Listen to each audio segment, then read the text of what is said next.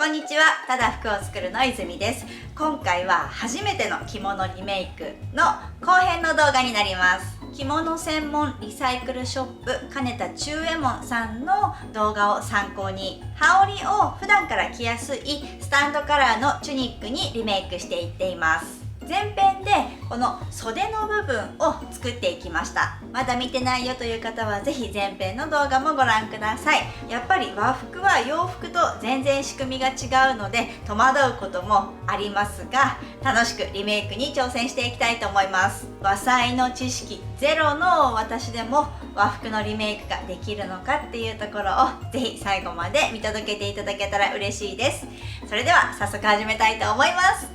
スタート。では早速次の作業に進みたいと思います。袖を直したので次はこの襟の部分ですね。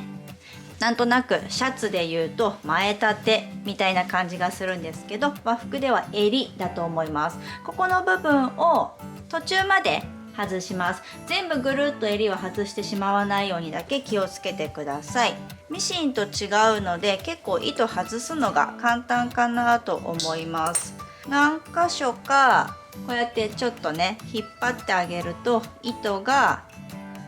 こんな感じで見えると思うので、そこを切ります。生地は切らないように気をつけてください。前編の動画でお伝えし忘れましたが、ちゃんとこの金田さんに動画で紹介すること了承を得てるので安心してくださいね。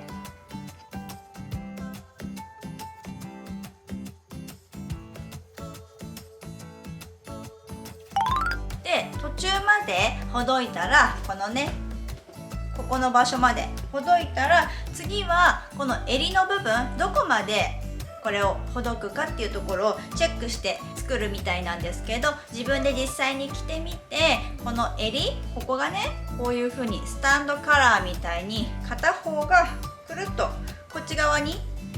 こう止まるような感じになっていくので、その長さを実際に測ってやってみてくださいっていう風なことでした。で実際に着るのが私じゃないのでどうしようかなってお友達のお母さんにね来てもらいたいくらいなんだけど、泉さんは後ろ中心から右が24センチのところで左が後ろ中心から32センチのところに印をつけてますっていう風におっしゃってました。でどうしようかな、今ね一応その言われた通りのところにね印はついているんですけど、おそらくこっち側左側の方がここが外れてパコッとねこっち側にこういう風にスタンドカラーみたいになるので、そのイメージでこうやってきてここから測ってみる。すごい適当だけど16、あすごい。でもだいたいこんなもんでいいのかな。でもそういう時はさちょっと長く取っておいた方が安心だから少し下、これ縫い代も込みの長さなのかその辺ちょっとわかんないけど、まあいいや、少し長めに取っておきましょう。でここまでこの襟を外してきます。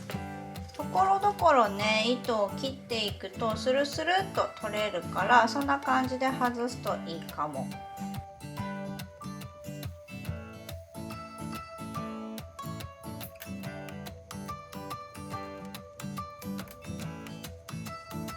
はい、襟が外せました。そしたらこのね襟をね切るんだって。怖いね。切るよ。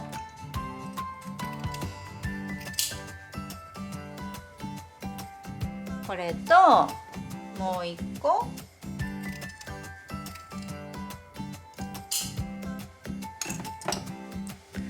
こんな感じ。この長い方の襟がこういう風になるように、ここをねもうちょっと外していくそうですね。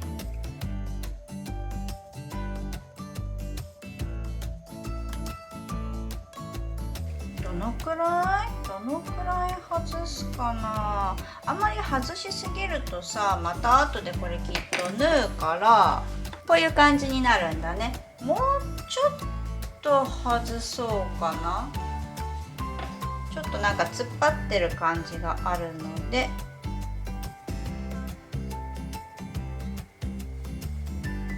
どう？いいんじゃない？いい感じ。こんな感じにしましょう。で、この空いた部分、ここの部分にさっき切った襟、この襟を開いて、ここに多分挟んでつけていくという感じになっていくと思います。で、この外した襟、泉さん曰くその羽織によっていろいろあって、たっぷりあるものや、あとは全然違う生地を使っているものもあって、開けてびっくり玉手箱のようですとおっしゃってたんですが、本当にそうだなと思って、私これ開けてみたら結構ね、多分ギリギリ短い方なんじゃないかなと思います。で、こんな感じで右と左とあって、しかもすごいよね、ちゃんとこうやって芯になるやつの生地が2種類、こうやってシーチングっぽい生地が2枚なのかな、違うのかな、ちょっとわからないんだけど、こんな感じで表の身ごろの生地とそれにしっかりするように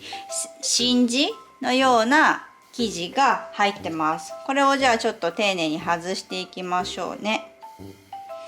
で、表の生地だけにしてあげようと思います。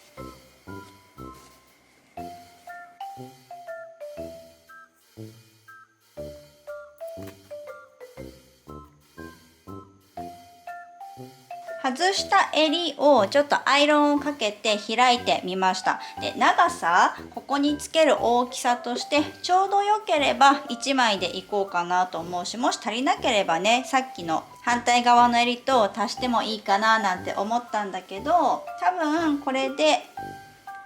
1枚で足りそうなので、ここをこんな感じで合わせてつけていきたいと思います。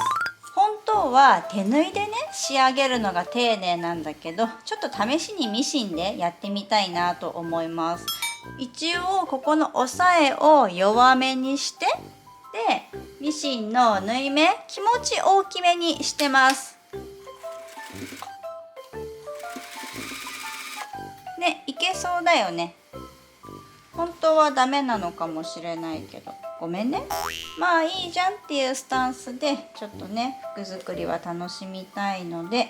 ちょっと試しに進めてみますね。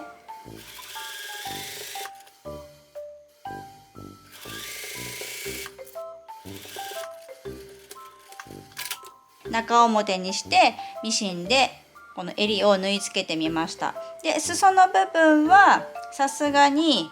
ステッチ入れちゃまずいなと、表にもねステッチなんかないので、ステッチは入れないように手でまつって留めたいなと思います。でさ、まさかのさ、和服にロックミシンかけたら怒られちゃう？でも見えない部分ならいいかな。手縫いでするところはね、手縫いでやるつもりなので、ちょっとここロックミシンしてみようかなと思います。ほどいた襟の部分を身ごろのね端につけて、よし、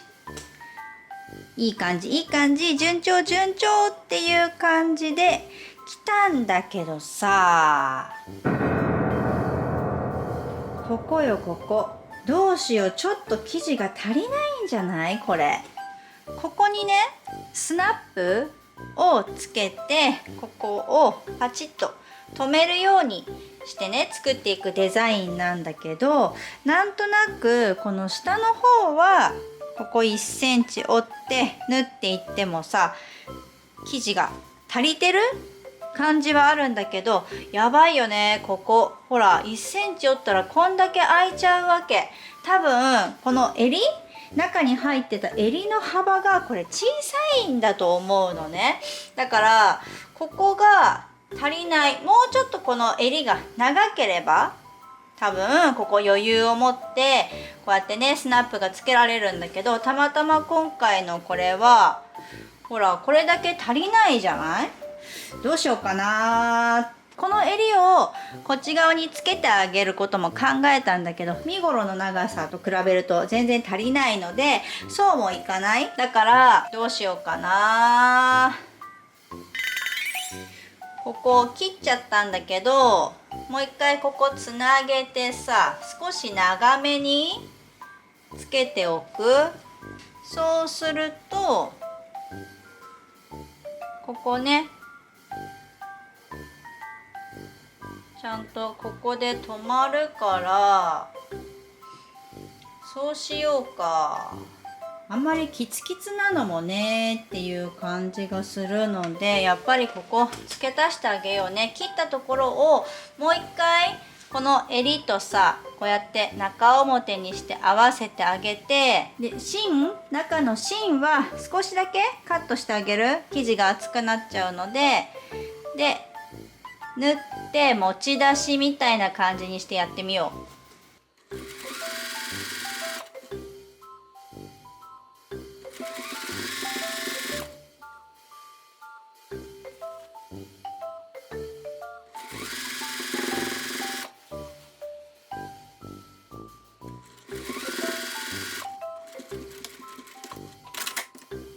いいんじゃない？足りなかったところがちゃんと足りたね。よかった。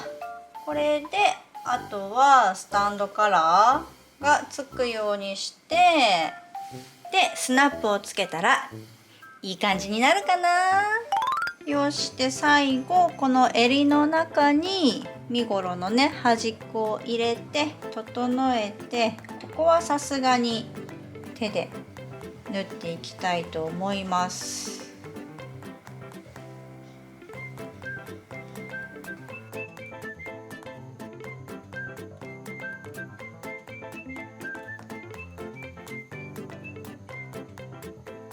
はい、ということで完成しました。じゃーん、こんな感じですね。ここのところにスナップを1つ2つつけてます。金田さんの動画の中で泉さんがここのねスタンドカラーのここの部分はそれぞれ皆さん工夫してみてくださいとおっしゃっていたんですが、本当にそうだなと思いました。多分作り方は一つだけではなくって、この長さとか襟の外した襟の長さの分量とか、それによって結構ここの部分のデザインっていうのは変わってくるんじゃないかなと思います。皆さん自分の好きなようにね、好きなようにって言われるのが一番困るとは思うんですけど、多分決まりきった形はなくって自由に完成させていいんじゃないかななんていうふうに思いました。いやー、でもわからないことがたくさんあってね、もしかしたら和裁をやってる方が見たらロックミシン使うなんてとか、ミシンで縫うなんてっていうところはねあったかもしれないんですけど、まあちょっと今回はお許しいただけたら嬉しいなと思います。動画がいいなと思ったらチャンネル登録、高評価していただけるととっても嬉しいです。金田さんのチャンネルもぜひご覧ください。ということで最後まで見ていただきありがとうございました。バイバイ。